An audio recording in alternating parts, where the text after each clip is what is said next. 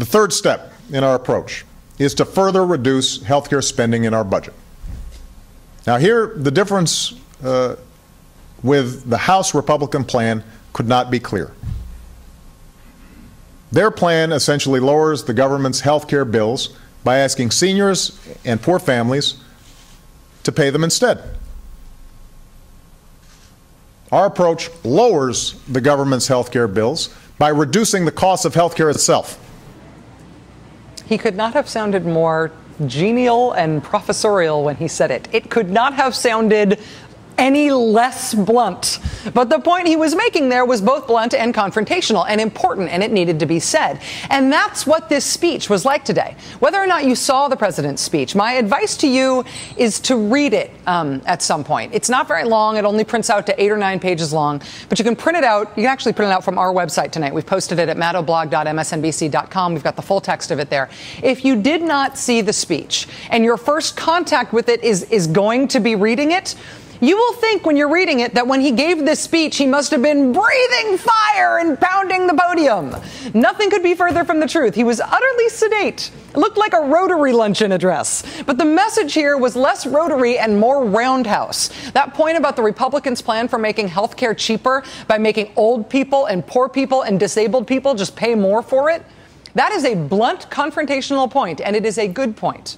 The president's next point on that was that the whole point of health reform is to bring down the cost of health care. Republicans, of course, are still attacking that, even as they have no plan of their own on health care costs. That is a good point that is both true and has been sorely missing from all of the political complaints about health reform.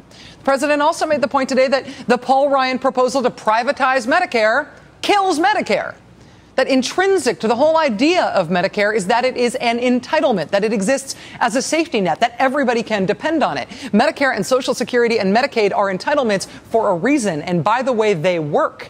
That was a good point from the president today, and one that has been missing from the debate over budgets and deficits. Amid the nonsense, arithmetic-free rhetoric about deficits and debt, the president made the point today that historically, it makes sense to run deficits when the country is at war or when the country is in a recession, but that when you are not at war or in a recession, you should aim to get back in balance. In other words, deficits themselves are not evil. They have a purpose. They should be used strategically. That, again, is a good point, and one that has been sorely missing from the debate about deficits and debt and the budget. The president made the point today that after the huge Reagan deficits of the 1980s, we actually did get back to balance in the 1990s. We even got back into surplus. He made the point that America's finances were in great shape by the year 2000. Quote, we went from deficit to surplus. America was actually on track, he said, to becoming completely debt-free. And we were prepared for the retirement of the baby boomers. But then what happened? After Democrats and Republicans committed to fiscal discipline during the 1990s, he said, we lost our way in the decade that followed. Yes, bingo.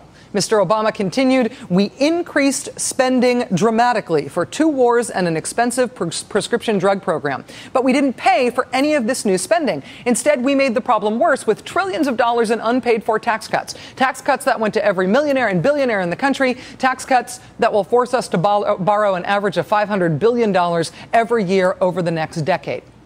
By the time I took office, Mr. Obama said, we once again found ourselves deeply in debt and unprepared for a baby boom retirement that is now starting to take place. When I took office, he said, our projected deficit annually was more than $1 trillion. And on top of that, we faced a terrible financial crisis and a recession.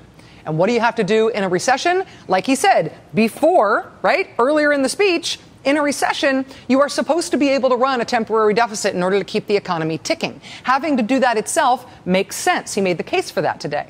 But having to do that while starting from an already catastrophic fiscal position that George W. Bush left the country in, that's what does not make sense. That is the disaster. That is true. And that's a good point. And that has been missing from the debate about deficits and the budget. Just naming that the Bush tax cuts were unpaid for, that the Bush tax cuts exploded the deficit, just naming that, frankly, is a hallelujah moment. That is a victory for math. Cutting tax revenue reduces tax revenue. I know, it's barely even math. It's almost an axiom. But at this point, it is a point that has been almost lost from the debate. And the president saying it today is a good point. and one that really should recenter the way that people talk about this stuff. Mr. Obama today confessed to signing an extension of those Bush tax cuts this past December.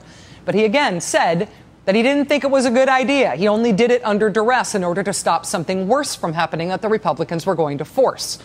Will he let those disastrous Bush tax cuts get renewed again, Mr. President? We can't afford it. And I refuse to renew them again.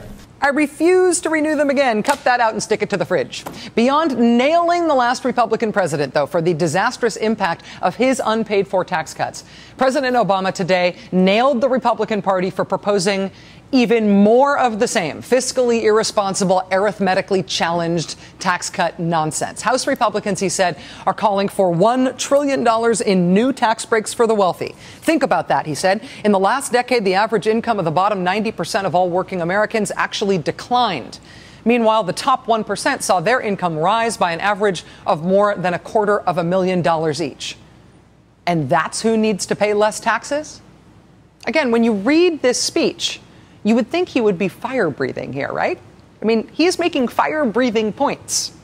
He was not fire-breathing. He could not have been more calm, cool, and collected. He was doing math out loud. Math out loud, but it is devastating math. Listen. That's who needs to pay less taxes? They want to give people like me a $200,000 tax cut that's paid for by asking 33 seniors each to pay $6,000 more in health costs. That's not right. And it's not going to happen as long as I'm president. And that was as wild as the crowd went during the whole speech. Again, this does not sound like barn-burning stuff. But the point President Obama is making here is exactly the point that the president's supporters have been waiting for him to make. You almost have to telestrate the arithmetic while he does this. But if you are willing to do it, the impact of what he's saying really can hit you. They want to give people like me a $200,000 tax cut. Okay, stop. So a $200,000 tax cut. Okay, keep going. That's paid for by asking 33 seniors. Okay, wait.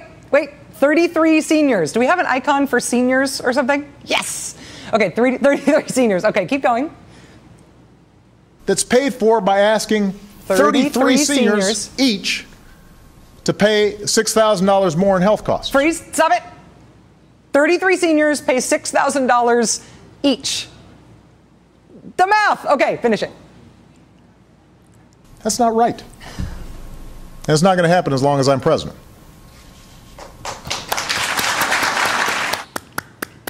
What he is saying is that in order to get his $200,000 tax cut as one of the richest people in the country, right, the way Republicans want to finance that is by extracting $6,000 from 33 different old people. He is right about that. That is a good point. That is exactly what the Republicans are trying to do. They are claiming to reduce the deficit enough to afford this kind of thing for rich people by squeezing that money out of old people and disabled people and other people who this country has historically made a commitment to take care of. Now, whether or not you can telestrate that in your head while he's saying it, it may not have hit you like a ton of bricks when he said it.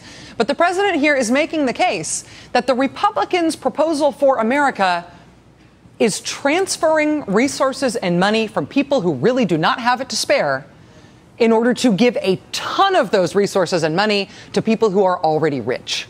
Good point. And because that is a transfer of resources and not a saving of resources, it not only isn't courageous or brave or serious or any of the other things that the Republicans are getting called right now in the Beltway media. It's not brave or courageous. It's not even those things. It's not even a real plan to reduce the deficit. Oh, and the president said that too. There's nothing serious about a plan that claims to reduce the deficit by spending $1 trillion on tax cuts for millionaires and billionaires. And I don't think there's anything courageous about asking for sacrifice from those who can least afford it and don't have any clout on Capitol Hill. That's not a vision of the America I know.